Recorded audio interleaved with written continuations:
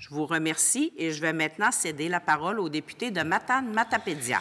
Madame la Présidente, le fier député du Parti québécois que je suis veut s'inscrire dans cet échange et indiquer la chose suivante. Le député de Lapinière peut bien indiquer dans ses mots à lui que le ministre a été renversé par une décision de la Cour supérieure. Ça peut apparaître comme un fait, mais ce n'est certainement pas matière à réjouissance. Pourquoi? D'abord parce que la requête qu'il a faite, au nom du Québec, auquel je souscris, est légitime et nécessaire si on est sérieux en matière de promotion de la langue, de défense de la langue et d'utilisation de la langue. Comme procureur général, comme ministre de la Justice, il a bien fait de faire ce qu'il a fait pour les raisons évidentes qu'il a plaidé, c'est-à-dire que de réclamer la connaissance de l'anglais peut être un frein à la nomination de candidats extrêmement valables qui n'ont pas cette connaissance. Je suis d'accord avec cette demande. Ceci étant dit, la Cour supérieure a renversé sa décision. Je le déplore avec force. Je suis d'avis que les parlementaires que nous sommes, en cette commission, à l'Assemblée nationale, le politique devrait, pour des questions de cette nature-là, avoir préséance. Ce n'est pas la première fois que ça arrive au cours des dernières semaines que la magistrature, les juges aiment bien rappeler aux ministres, puis à travers le ministre, aux parlementaires que je suis et que mes collègues sont, que, ultimement, vous pourrez bien dire ce que vous voulez, mais les choses ont toujours fonctionné comme ça. Il y a le pouvoir des juges, puis ça se peut que ça reste comme ça. C'est notre souhait. Je sais que le ministre a remarqué cela. Moi, je dis, comme je l'ai dit hier, que ce n'est pas de faire une politique appropriée de dire « le ministre a perdu ». Ce n'est pas le ministre qui a perdu. C'est la capacité pour des élus de faire des choix politiques et qu'ils puissent s'appliquer. Et je salue le choix qu'il a fait. Et ce n'est pas la première fois. Quand des parlementaires de l'Assemblée nationale se réjouissent à l'idée que vous allez peut-être vous faire invalider à Ottawa en Cour suprême pour la laïcité, j'aime pas plus entendre ça. J'aime pas plus entendre ça parce que c'est une loi votée par l'Assemblée nationale. Puis une fois qu'elle est votée, cette loi, bien, on devrait tous la défendre, qu'on soit en faveur ou contre. Moi, je suis d'accord avec ça, ce principe universel. Donc, je ne sais pas ce que recherche le Parti libéral dans ses plaidoyers. L'objectif, c'est vraiment de s'assurer que cette loi nous permette d'améliorer la connaissance de la langue, la promotion de la langue, la protection de la langue, le rayonnement de la langue, le prestige de la langue, l'accès au travail, l'accès à des nominations. C'est ça l'objectif. Mais il me semble, puis là, c'est très rare que je vais faire ça, je vais me tourner vers mes collègues respectés du Parti libéral en disant, il y a des interventions où on dirait, vous trouvez que ça va trop loin. Je vous parle à vous là, quand je dis ça, là, Madame la Présidente. Puis là, systématiquement, c'est comme de venir mettre en garde le gouvernement de ne pas aller trop loin. Puis là, c'est comme répétitif.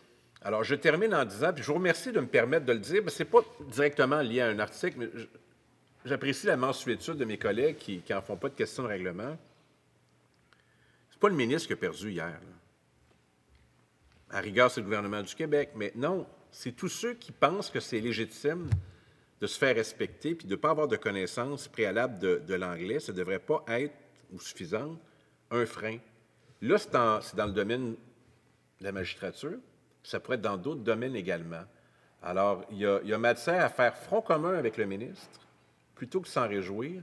Et moi, je dis au ministre qu'il a bien fait de le faire.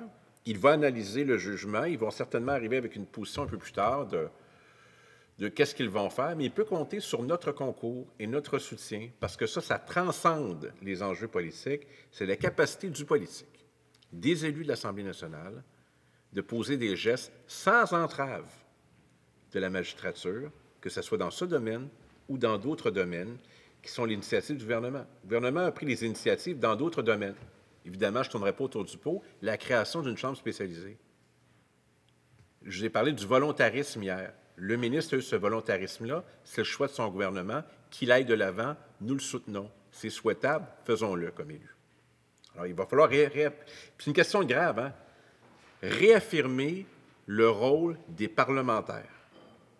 Et s'il y a de l'abus, les tribunaux sont là pour ça. Et je ne pense pas que ce soit abusif, Madame la Présidente, en 2022, dans les conditions qu'on connaît, de plaider le plein accès à des promotions à des francophones qui sont avocats.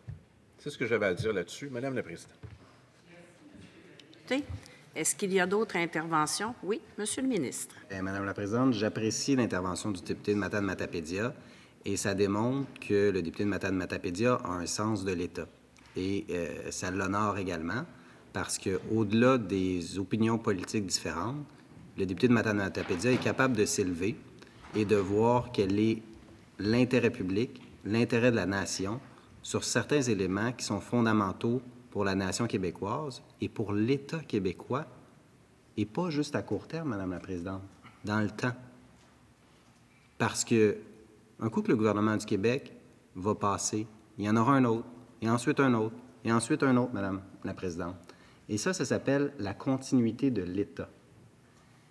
Et comme parlementaire, on est responsable de cela et de prendre des décisions qui font en sorte que ça aura un impact pour les années à venir et qui aura un impact pour les générations futures. Alors, la langue française doit être défendue sans relâche, à tous les jours, dans toutes les facettes de l'État. Et ça, le député de Matane-Matapédia l'a très bien compris, sa formation politique également. Malheureusement, ce que nous constatons encore aujourd'hui, c'est que le Parti libéral, après avoir voté contre la loi 101 en 1977, après encore aujourd'hui se positionner d'une façon tortueuse sur la loi 96, se positionner d'une façon particulière relativement au jugement de la Cour supérieure qui vient d'être rendu. Parce qu'on n'a pas de réponse claire. La chef du Parti libéral n'est pas capable de répondre à la question. Le député de Lapinière n'est pas capable d'exprimer son opinion à lui en tant que député et en tant que membre du Parti libéral aujourd'hui, à savoir est-ce qu'il est d'accord avec les conclusions du jugement? Est-ce que le député de Lapinière est d'accord avec le fait que des candidats ne puissent pas soumettre leur candidature pour accéder au poste à la magistrature? Est-ce qu'il est d'accord avec le fait que ce soit systématiquement requis? Alors, je vais m'arrêter là, Madame la Présidente, parce que le dossier est devant les tribunaux, mais je dois dire que j'apprécie l'intervention du député de Matane-Matapédia et sachez, Madame la Présidente, qu'il y a des moments dans la vie politique où est-ce qu'on ne devrait pas faire de partisanerie, de politique, et sur la question de la langue, et sur une question aussi fondamentale, le Parti libéral devrait réaliser qu'on est dans un de ces moments-là, et la chef du Parti libéral devrait réaliser également la situation particulière du Québec au Canada, la situation particulière du Québec en Amérique du Nord, et le député de Darcy McGee aussi devrait le réaliser. Merci, Monsieur le ministre.